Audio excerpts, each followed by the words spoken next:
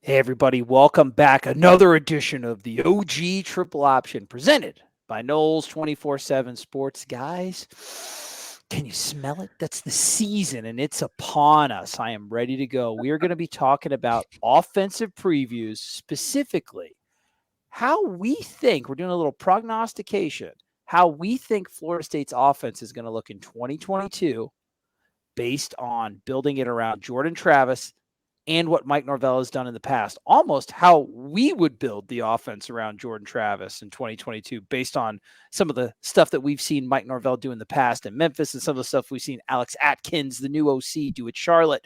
Guys, how are you doing? Because I am doing great. I'm ready to roll.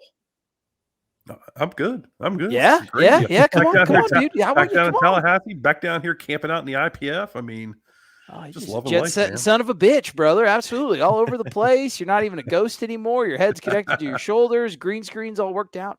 Kevin, once again, the shelf looks lovely. The mood lighting's on point. You're always ready to go. How are you doing? Yeah, I'm doing great. I'm ready for the seasons to start. And this is kind of our first season preview. It kind of That's feels right. like we've been talking fall Oh, camp, feels fall camp. good. And so now we're kind of looking towards real football, not practice, not recruits, but actual football. Camps are done. The real football's upon us. So we're going to get into that. Before we do, got some really good stuff to tell you about. 50% off annual subscription to Knowles247.com. Kevin, as always, 100% right. We're going to be talking about some real deal, no BS football. Camp, practice, done. Don't have to talk about it. We're talking about games. We're getting into it. So you guys need to be a part of Knowles 24/7. Best crew, best info on the internet. You're going to get all of our videos, all the podcasts, all the VIP articles, all the recruiting stuff that's happening in the season. Do it 50% off. Save yourself some money. Also, subscribe to both YouTube channels. This one's going to be on the old faithful X's and Knowles YouTube channel because we're using the film. Subscribe to that one. Also, subscribe to the Knowles 24/7 YouTube channel. That's where you're going to get a lot of stuff we're going to do on the bench. Got a lot of fun surprises, which will be announced soon. Really, really fun, interesting shows. So do that. Subscribe to both. Pop your notifications on. And of course, as always, if you can't watch, which I know you want to shield your eyes from these horrifying triple faces that we have here, if you can only bear to yourselves to listen to our voices and you're joining us on the On the Bench Podcast Network audio feed, Guten Tag and welcome. Feel free, man. It's like black coffee. Like eventually you'll get used to our faces. Eventually, you just got to keep exposing yourself to it. Get your tolerance up. This is Now worth way more than a buck a month. I can tell you that. Oh, Jesus Christ. Here you go, competition, man. Well, listen, he is fired up on competition. I'm fired up to talk about what we think is going to happen. Now, listen, we're talking about this, and this is our offensive preview. We're going to do a little bit differently because we've always talked about on the show, if you watch the triple option, a running theme has kind of been what Mike Norvell is doing at Florida State versus what he did at Memphis. There were a lot of things that Mike Norvell tailored to the Florida State offense due to the personnel or lack of personnel that he had at some of these positions. And we had done a lot of review on Memphis film where some things didn't carry over. This year, we think that's going to be a little bit different. We do think that while not ideal at all positions, he has enough weapons to where we think he's going to start incorporating some of the stuff that he did at Memphis and some of the stuff that Alex Atkins did at Charlotte into our offensive preview. So it's a little bit of prognostication, a little bit of analysis, and of course, the foundation, the building block of all of this is how do you build it around Jordan Travis? Kevin, what do you think? Did I explain that cogently enough? I think you nailed it. And I think a lot of this conversation is actually going to be looking towards what Mike Norvell did differently. So I think before we do that, I think we should probably jump into kind of the bread and butter, where Florida State really made their living last year, if you want to say that. But Florida State ran a lot of counter, and counter is one of those plays that if you're looking at the blackboard here, so counter has a lot of down blocking. It's technically what you call a gap scheme, where these guys are blocking a gap. More specifically, they block down on a man, and then you have some pullers. So usually this guard will kick out with the tight end kicking through and picking up any sort of linebacker that shows. And usually the running back goes through this nice hole that you have from the kick out blocks and the down blocks. So I think we have a clip. Ooh, nice picture. Yeah, you like that? Yeah, nice wedding background. The Littles. So we can kind of see what that looks like in action. So and as we're watching the clip, Adam, too, I'm gonna talk to you afterwards after you see the clip, just why Florida State had such an not an over-reliance, but such an abundance of this type of play, like basically why we ran it compared to the personnel we had and why we saw so much success with it. So you're going to see in this play, they don't have the tight end, so that they're going to pull the guard. And I believe this tackle, you see the running back do a counter step before going up through the hole. And it's a pretty successful play for them. AB, I believe you did a little piece on Knowles 247, kind of talking about their success with counter last year. Yeah. Well, it was really just it was looking at the run game numbers in general. Yeah, they had to lean on this, and it was, I don't want to say it's outside of what Norvell and Atkins have done in the past. If you look at the numbers, Mike's always been a counter heavy coach. Enjoys that play, and I believe Atkins was similar at Charlotte. It really just kind of fit what they needed to do. They needed to be able to be deceptive with the run game. They needed to be able to pull people to create angles with the run game, and they also needed to try to utilize how teams were handling Jordan Travis to take away his running ability to set up some of these counter runs. So they used this play because it was really kind of the only strength that they could find in the run game. They were not able to move people up front, man blocking. Yep. They weren't able to zone people. As you can see, you look at the outside zone numbers there. And we'll get to that too, for sure. Yeah, we're gonna get to that. Inside zone, you compare to the time in Memphis of 6.42 yards per play, 5.79, which is not bad. I don't want to pretend that that's bad, but that number, probably a lot of those yards came early in the season as they went on with a lot of the injuries stacked up on the O-line. They kind of got away from that and were really, really forced to be a heavy counter team. It really was the only thing that they could kind of find an advantage with. Yeah, and you can see it was pretty successful at 7.6 yards per play. Yeah. And again, I think that some of that leans towards the beginning of the year. You think of the Notre Dame game, Jayshon Corbin's touchdown came on counter Trey. I believe it was actually counter Y, so they pulled the tight end or the H back through like Kev drew up there on the blackboard. But it was kind of all they had in the run game, just from the standpoint of, as Kev drew it up, they were able to get down blocks, they were able to get pullers, create extra gaps on the other side. If a team was rotated one way with their safety, when you start pulling those guys back the other way, it creates extra gaps, and teams don't have a defender that can fit in there. And then you incorporate the need to try to account for Jordan Travis and what he can do as a runner. It creates, I think it slows down that pursuit, creates an extra gap, and allows them to be more successful trying to run that. Now was the use of counter, and we'll see. I think that chart that you pulled up there, Kevin, as far as like the type of running plays, I think that was very eye-opening. We can get into those numbers. Was it one of those things where it was a shotgun approach at the beginning of the year, Adam, where they tried inside zone, outside zone, didn't see success, they saw success with counter, and they kept doing it? Or did they not really try to implement those plays a lot at the beginning of the year? They ran a lot of inside zone early. When you think of a counter play, you think of it's coming off of something. They're setting something else up, and that really isn't the case. No, they just ran it it naked a bunch. Yeah, they just ran it. It was really became their base run play as the season went on. They tried to run inside zone. I think they found out with injuries and whatnot and talent level up front that they really were not going to be that successful. They were able to hit it. Inside zone actually kind of became the counter off of counter, which is odd. Yeah, kind of reverse the order. Yeah, right? Yeah. So, in an essence, it successfully helped them set something else up. But I'm not. You don't see a lot of times where counter Trey is the bread and butter for a team You think classically inside zone, outside zone, but with the personnel and what they had going on, I mean, they kind of had to lean on it. That's Yeah, right. and So one that, thing oh, one go thing ahead, I want Kevin. to point out before we get too far from counter is that because they had to base their run game off of counter, it meant that they had to get kind of weird and kind of creative with it. So this is an example from the same game where it's going to look like counter, but they've got the way too big of a line here. Very thick.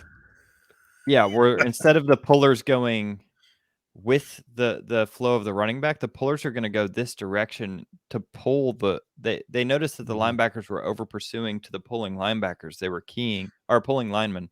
They were keying the linemen, and so they were able to actually run against the extra gaps, which is kind of a bizarre play here, but they ran it a few times throughout the back half of the season and found some success on it. You can see the linemen are pulling one direction. The eyes of the linebackers are going that way, and the running back just kind of runs by them. And so because you're basing off a weird play, you have to kind of get weird. When linebackers are keying on pulling guards and stuff like that, you're gonna do some false pulling. They actually ran a similar play earlier in the game to the left side that was it turned into a first down, kind of similar. So they did a lot of false pulling in that game. They obviously had an idea what was going on with the linebacker reads. So if you know that those guys are going to be reading and keying guards, and they did because they were, I believe that's a game where they broke out the toss read also. Yeah, I actually to get an image of what that looks like, I do have that clip. So they what they did was they tried to give themselves an advantage by doing false pulls. They knew that what BC was going to do with their backers, and they were able to kind of just outrun everybody else to the edge there. Because they knew they were going to get the linebackers out of position with the false But pull. Adam, ideally, as you're a run game guy, bread and butter through and through. Certainly. Your blood type is pound the rock. Is counter having counter as your foundational run play that kind of all of your branches are based off of? Is that ideal? It sounds like that you start to get real complicated real fast, and those linebackers can key on those pulling guys really quickly. Yeah, I mean, it's okay. I don't think you want it to be everything you do. I mean, it's not the end of the world. It's it's a good play. You're seeing a lot of teams go to it now in college football. It's not. I don't think it's what you would define as a classical bread and butter run play, but it with so much going on, I do think it'll eliminate some of the regame stuff that you can do. You can read off a counter tray, but I do think it takes an element of that out. Which obviously we're talking about building an offense for Jordan Travis. With Jordan, you're going to want a read element. You're going to want him having the opportunity to pull the football. So for Florida State and for Jordan Travis, I don't think you want it to be your bread and butter play, but I do think it's a play you want in your playbook. So that's also based off of, like you said, so this first part of the conversation, we're talking about things that Mike Norvell has done at Florida State that we think they're going to continue to do in this year. They're still going to run counter. There's still going to be some triple option elements, some of that zone read. I mean, Jordan Travis, he focuses so much attention on himself, whether he keeps it or not. You can start to put some hesitation. So we think that is something, the zone read stuff, the triple option stuff, we think that's still stuff that we're going to see this year, even though we believe Jordan Travis has progressed as a passer, correct? Mm-hmm. Mm-hmm.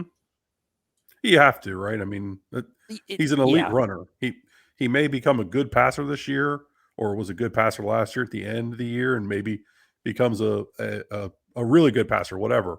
But he's elite at running the football. And he makes good decisions in the option. Like, obviously there's decision-making question marks around like the pure drop back passing game, but I don't remember too many egregious missed reads when it comes to this type of stuff. No. He's got a good feel for it. Yeah. He plays in space well. Look at that natural bubble that's created too. Look at how much space they get just from everybody. Everybody's looking at Jordan right now. And so that's the type of stuff we're talking about. Puts so much pressure on the defense too. And with the team where we have had personnel talent kind of issues like we had across the offensive line, instilling some indecision into the defense so they can't pin their ears back and just like wreak havoc. That's how they had to do in the past. So those are the things that we think are going to continue to move on. Now, Kevin, some things that we based off of, and I think it'd be helpful to pull up that play chart that you had. Yep. Some things that we think are going to be more incorporated this year into the office based on, like I said, no like practice observation, things like that. Things that Mike Norvell has done in the past. We think outside zone specifically and inside zone. We just think the zone running game is going to be a huge part. And if you could look, like, see if the counter stuff. So highlight the zones and then counter for both. Yep.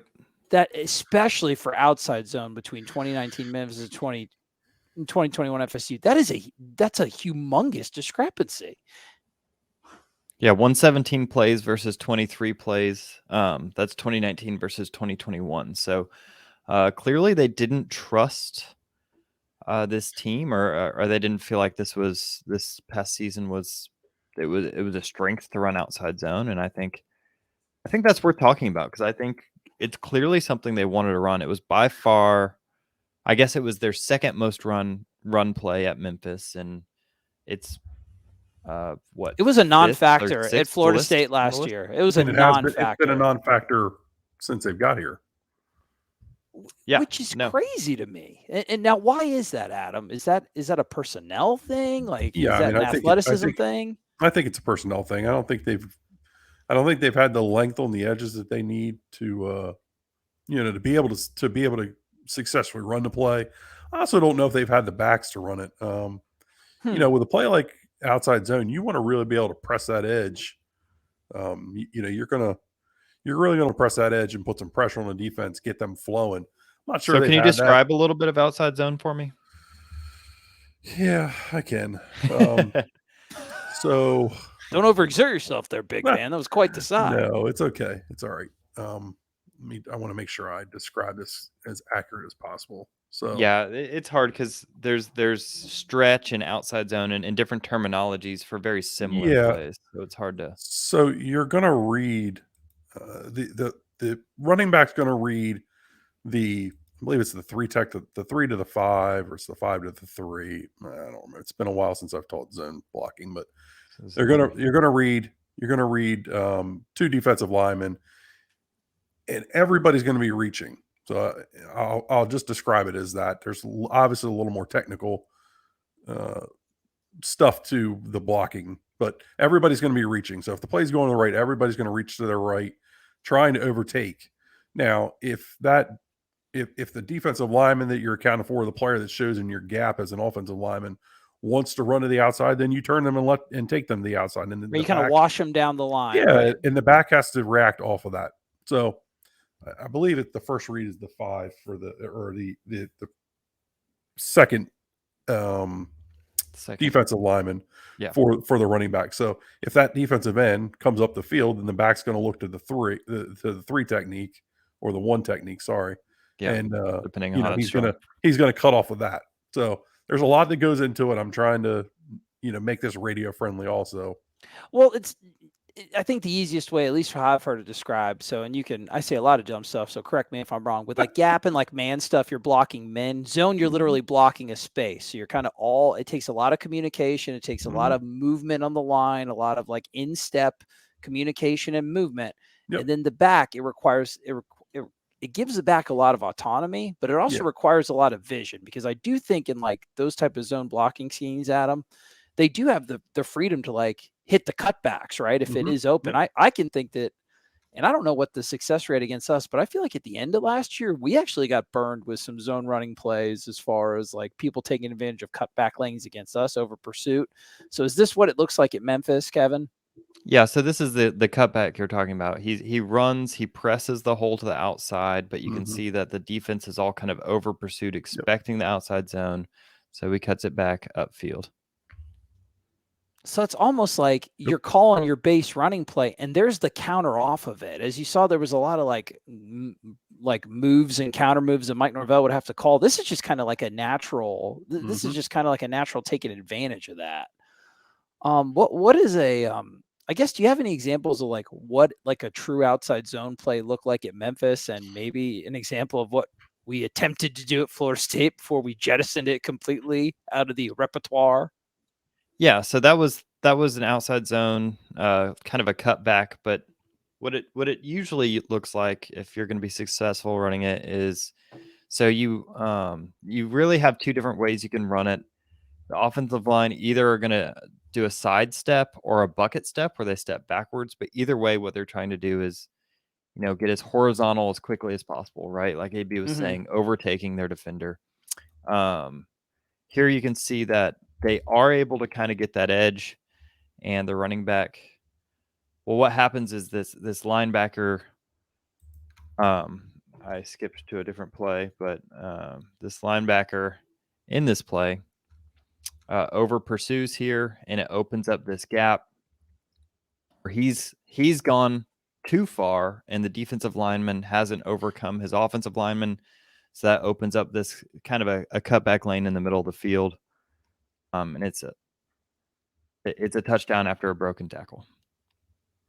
Looks like a very natural base to have some Jordan Travis keepers off of that, and like some reads and things like that. Just based on what I'm looking, I think at 21, I think is the defensive back. I see Jordan Travis having to beat one defensive back, and that's effective from the left and the right side, kind of like how you're calling it. A play we talked about a lot. In 2020 was midline, and I believe they ran midline off of outside zone. So you're talking about a play right there that we classified it as very successful for them in 2020, which there was very little success in that season, but it was a play they ran pretty well and were able to bust out at times. You start talking about incorporating read plays for Jordan Travis off of these run game plays, off of the counter, off of outside zone, being able to run a play like midline, it just puts more stress on the defense. I mean, think about a defense fast flowing to try to defend Trey Benson on an outside zone, and then Jordan Travis is keeping the ball, and that's going to put a lot of pressure on you as a defensive coordinator. So, I mean, that's why a play like outside zone, I think, and it's going to set up some more stuff that we're going to talk about later, but that's why I think getting a play like that back into your playbook and being able to run that would go a long way to them having more success offensively. You got me scared. You got me scared describing that situation. I'm crapping my pants like Adam Lame at the Birmingham Bowl, dude. Just a big old dump in my pants trying to think about that scenario. Go ahead, Kevin. Dumps aside. So we do have a clip of Florida State trying to run outside zone. They didn't run it a lot last year, but I think you could probably see why. So help me break this play down, AB. So we got outside zone. Initially, the offensive line are trying to reach their men, but what kind of happens here? I mean, everybody's just up the field on the defense, and nobody can overtake. I mean, so again, it goes back to, I think, Nat, why don't we run it back to the beginning and we can talk about it a little bit frame by frame here. To me. So right here, you're going to get the defensive end and the defensive tackle. They're going to take a hard step up the field. The tight end is going to reach outside, and he should be helping. The tackle and the end should be working together up to a backer. The tackle ends up taking the end and gets up the field, and the tackle ends up turning him out, which is fine. That's okay. Tight end should continue working up. But what happens is Devontae Love Taylor, I believe it's DLT, he ends up getting beat up the field also. So immediately, where's your cutback? It's kind of been eliminated, right? Right. They're wrapping the backside tackle. He's going to get thrown his backer. Let's let it keep going there. It looks like Gibbons has done a nice job blocking. But then you've got pressure from the backside. They've got Jordan Travis in his secondary throw kind of covered out there. So the cutback's eliminated, and the play just gets whipped. I mean, yeah, that's bad, dude. I mean, look at all that. I mean, he still ends up gaining 3, which is that's pure running back effort. Somehow a miracle. But they just get whipped up. I mean, they just get whipped up the field, and it's just there's not much you're going to do when you're getting beat like that. I'm sorry, I said DLT. It was Maurice Smith. Okay, so beat pretty good there. We expect this year, like I said, just kind of based on what we've seen in the past, historical preferences, trends, you think, Adam and Kevin, that we have some more athletic talent on the offensive line to where this could be more incorporated as, do we think it could overtake counter as possibly the base of the offense? I don't think it would be That's the a base huge play. flip in from year to year. That's a big flip. I don't think it'd be the base because if you go back to the numbers, it was never the base play at Memphis either. Inside Well, zone, inside counter. zone was. Inside zone Yeah. was, counter was right there also, and then it was kind of outside zone. But it's got to be a play that they run more. That's for sure. I don't know if it needs to be your base run play, but it's got to be a play you go to more. Inside zone or outside zone are foundational football plays in college football, and really at any level anymore. These are plays they've got to be able to run. You've got to be able to run it more than 23 times. That's just not. Yeah, It's going to 3.39 yards per play. Yeah, you're going to struggle because it just puts so much stress. You can't run up the middle all the time. You can't run in B gap, C gap all the time. You've got to be able to stress a team on the edge with more than just a toss read or a quick throw by Jordan Travis. You've got to be able to run out there. You got to start getting teams moving sideline to sideline if you're going to have success in other areas.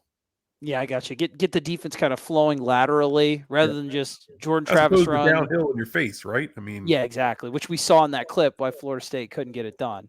Yeah. So I think from the run game, I think that's a good vantage point for some of the things that we expect could be differences year to year. Mm-hmm. Let's move on to the passing game. Is there anything on the running game you guys want to mention before we move on to the passing game? No, I just think trying to incorporate reads off of all that stuff is important. Sure. I think that is one thing that I don't think they did well is a lot of teams when they run these counters, they're reading off the backside because you're pulling that guard, and potentially tackle or end, which means that there's usually an unblocked defender on the backside. That's a perfect opportunity for the quarterback to read and kind of take that defender out and give you more of a cutback lane. I didn't really see them reading on counter, Trey. I don't know if you guys did, but it's an easy thing to incorporate. So I would personally like to see them kind of do more, open up the read on counter. You do see them do inside zone and just traditional read options, but it'd be nice to see that read extended to the counter game. And I think it could happen. Just get a little bit more exotic. Everybody's more proficient in it, better athletes. I'm with you on that, Kev. So moving to the passing game, I think the first thing, because we're talking about in the context of what Mike Norvell's done in the past and building it around your most dynamic offensive player, which is quarterback Jordan Travis. So I think the first thing that we wanted to touch on is the bootleg game, and then specifically moving the pocket, sprinting the quarterback out, just getting Jordan Travis out of the traditional pocket. Kevin, do you think that Florida State, how much did they do it last year? How much did Mike Norvell do it in Memphis? And did Florida State do it enough last year for your liking? Yeah, so I think that this is always going to be a point of debate, right? So it's easy to embrace debate. So this is, here's the number from last season. So this is dropbacks in pocket, outside of pocket. So how many times did Jordan Travis throw the ball while he was in the pocket versus outside of the pocket, right? So you have 135 attempts in the pocket versus 58 outside. The numbers are very comparable between the two. He did try to throw the ball further downfield on average air yards per attempt, but other than that, the numbers are pretty comparable. He was hit less in the pocket than outside of the pocket, which I guess makes sense because you're also factoring in the times that he had to leave the pocket because there was pressure. Correct. It doesn't discriminate in those stats, unfortunately. Right. We unfortunately don't have access to just pure rollout or those kind of stats. I do think it's important. What this isn't showing is rush yards. I would venture to say that the rush yards are probably a lot higher. And the fact that the passing yards are comparable, and you open yourself up to more rushing opportunities for Jordan Travis to get in space, I think it's kind of a no-brainer to up this number and really, take advantage of him as a runner and try to get him outside the pocket, try to encourage him to run the ball and really stress the defense again horizontally, which is something I think we can all agree FSU didn't do a great job of. No. Which was stressing the defense in the horizontal direction. Adam, do you agree with that? Do you think that that's something that, I mean, clearly it's something they did, but is it something that we think that Florida State should do more this year? And are there any other ways that they could do that we haven't even seen yet? Yeah, I mean, I think that the sprint out game has really kind of become more of a short yardage, down on the goal line type deal with a lot of pick routes. Yeah. I do think that the bootleg game, again, going back to what Jordan Travis's greatest strengths are, it's his leg. It's his leg, not just his leg, his legs. His singular leg. Just one. Utilizing those to put pressure on a defense, I think, is important. And it's not something we've seen a lot of out of him and them here at Florida State. I just think the more ways that you can get Jordan to stress somebody horizontally, the better off you're going to be having success vertically. I think back to the play against North Carolina last year where they booted and threw the over route to Pokey that ended up being a long touchdown. They've kind of picked their spots, but I think they could do even more. I think building off of outside zone, which we talked about previously, wanting to see more of and wanting that to be a play that becomes more of a feature in the run game, naturally sets up, things like a pistol backfield set. Now we're talking. That sounds like fun, brother. Think about some of the stuff that Syracuse did last year against Florida State. That clip of Garrett Schrader with some of those big runs, it's like, where did they come from? They came from a lot of these concepts off a kid that is not even close to being as athletic as Jordan Travis. Right. I mean, you have to stress these teams,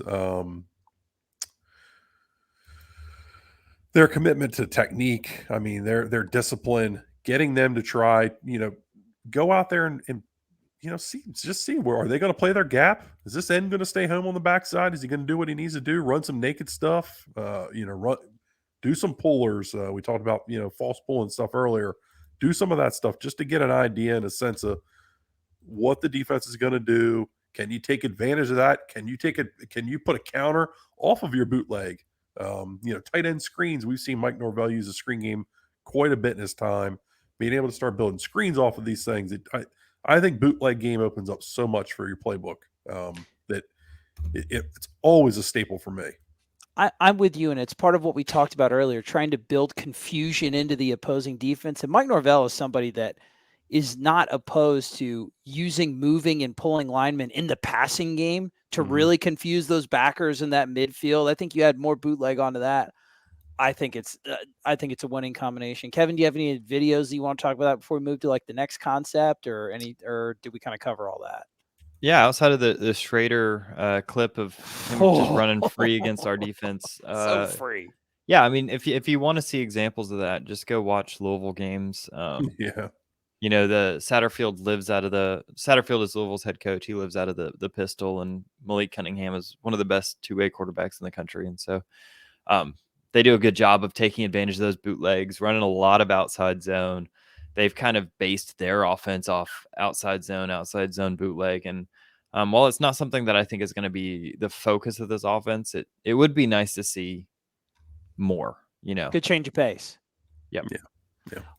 Well, speaking of, we've been talking a lot about what Mike Norvell has done at Memphis and how that could incorporate into this year. We haven't really touched on yet. Florida State's got a new offensive coordinator for 2022. And although we expect Mike to, actually call the plays, obviously he's going to be looking to Alex Atkins for some of his influences, and Alex's influence are widely different than what Mike's had at Memphis. Mm-hmm. So something that Alex did at Charlotte, right, Kevin? Not Tulane, Charlotte. Yeah, Charlotte. And something that's actually become kind of the rage in pro football is motion. So, Adam, when we talk about motion, what are we talking about? Why are teams doing it? And how has Alex Atkins done it in the past when he was the OC at Charlotte? Yeah, so, I mean, this is, the offense built for playmakers and all that. Oh, yeah. Copyright registered trademark, registered trademark. Yeah, for sure. In the NFL, they do it a lot to try to identify coverages. Okay. And I almost think it would work differently for Florida State in that it can work to get guys open, because we know that this still isn't a wide receiver core that's uber talented. And I'm not certain they've gotten a lot of guys that are going to go win one-on-one So moving a guy like Malik McLean around, a Pokey Wilson, a Micah Pittman, a Winston Wright, if he's able to get back and participate this year, yeah, please God. I think it would go a long way in being able to get those guys open. And also, I think it will help Jordan Travis. I don't think that Jordan's strength is identifying coverages. It just is what it is. I think he does a good job, but I'm not sure he's great at it. So being able to help identify those coverages pre-snap might help him a little bit more. But mostly, motion for me is helping these wide receivers out. Being able to get a free release against so much of the man coverage that they saw last year. Yeah, and that's a good point. Go ahead, Kevin. Elaborate on that. Yeah, so I've got a clip of Alex Atkins' offense, which was top 10 in the country in usage of motion in his time. Really? Yeah, and Norvell they used a lot of Memphis too, right? They did every year except for Kenny Dillingham's when he was offensive coordinator. Interesting. So here you got a jet motion, and then there's going to be an RPO post, and basically what this does is it kind of just throws confusion into this defense. I mean, they are playing UMass, but I mean they're Charlotte, so yeah. However, you see this guy who was originally capping this wide receiver that's going on the jet action. So you see the defender kind of get sucked into the box, and the quarterback's going to read, I assume, this other outside linebacker to see if he wants to throw this little glance post. And you can see that there's some confusion here as the jet brings the one outside linebacker into the box, the safety kind of loses track of who he's got, and the glance is wide open. Look at the eyes, too. Look at the eyes all in the backfield as the receivers run right by them, which is, to go to Adam's point, I mean, that separation that Florida State's receivers haven't got naturally for years. Yeah, this is manufactured separation. Absolutely, which coach's job is to put the guys in the best position to win. I mean, Kevin, do you foresee, if Florida State does incorporate some of the motion that Mike Norvell minus Kenny Dillingham has done in the past, and Alex Atkins did a ton of at Charlotte, I mean, does that expand the use of RPOs in your opinion? Is that like a natural outgrowth of using a lot of motion? I think it should, and you see it even with Memphis. So here's another play. This is the same year, but this is at Memphis instead of at Charlotte. But you see a running back motion, draw the defender outside of the box. And then there's an RPO post that ends up in an easy completion over the middle of the field. So, I think that if you're not using RPOs, if you're not using motion, you're kind of missing out on just easy ways to manufacture easy completions. And the numbers kind of back that up, at least when it comes to RPOs. So if AB has anything else to add about motions, I'd like to. No, I think it's a natural transition to RPOs, and I think it's something we all agree needs to get reincorporated in the offense. I don't believe it's not as heavy usage as it was, when it was all the craze and all the rage and everything. Right. It's still a vital part of what an offense needs to be. We haven't seen a ton of it. I think that there's reasons for that. Is obviously they just haven't been very good up front. They don't threaten teams with the run game. They get a ton of man coverage. RPOs aren't great against man coverage. It's kind of what teams do to get you out of running those RPOs. So finding ways to get teams into zone coverage, that's with winning battles at wide receiver, running the ball better on plays like outside zone. Go ahead, Trey. I can tell you've got a brain fart. It's psychotic to me because you have one of the most electric and threatening running quarterbacks in the country, and you still saw a lot of man. You would think that you would naturally see a bunch of zones so the defensive backs could keep their eyes in front of them as opposed to turning and running with a man.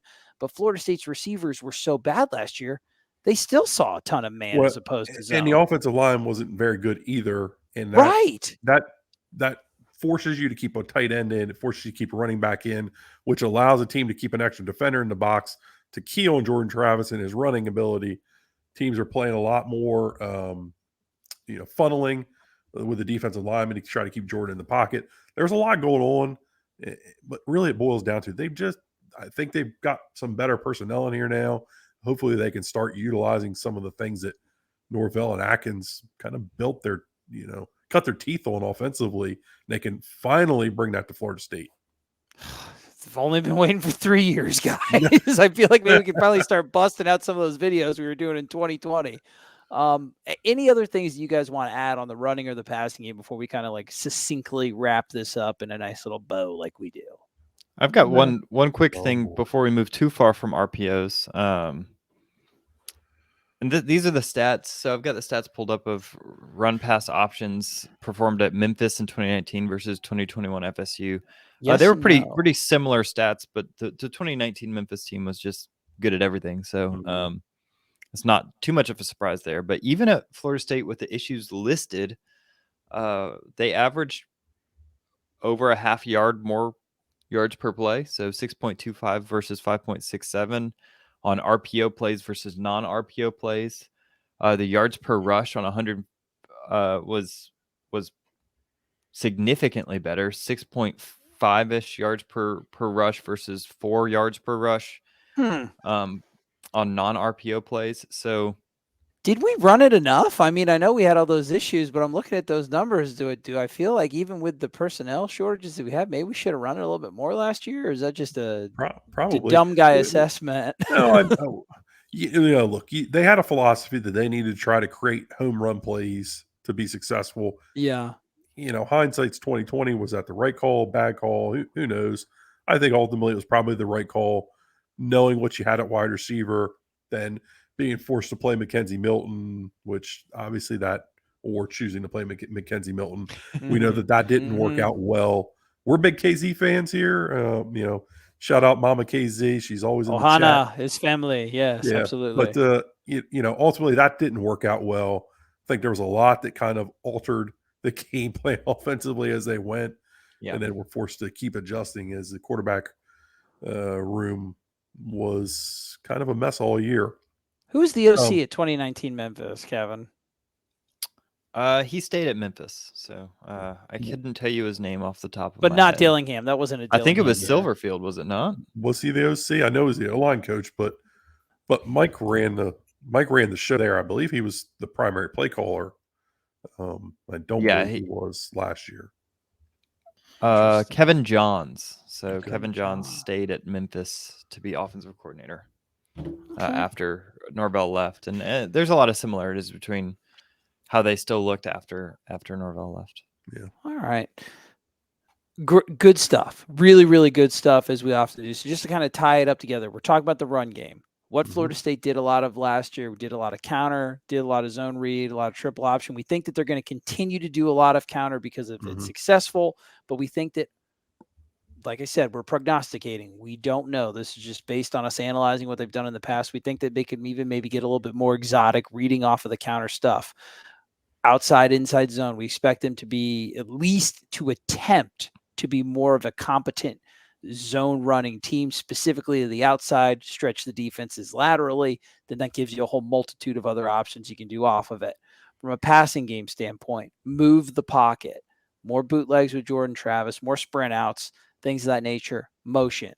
Utilize what Mike Norvell's done in the past when he hasn't had Kenny Dillingham as the primary play caller, and what Alex Atkins did, a metric F-ton of it, Charlotte, trying to keep it family friendly.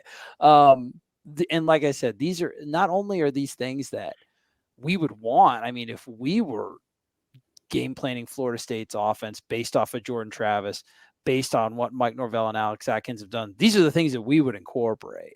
So like I said, hopefully, maybe we look like Nostradamus. I don't know what the plural of Nostradamus is, but maybe we're a big three-headed Nostradamus and all this stuff happens.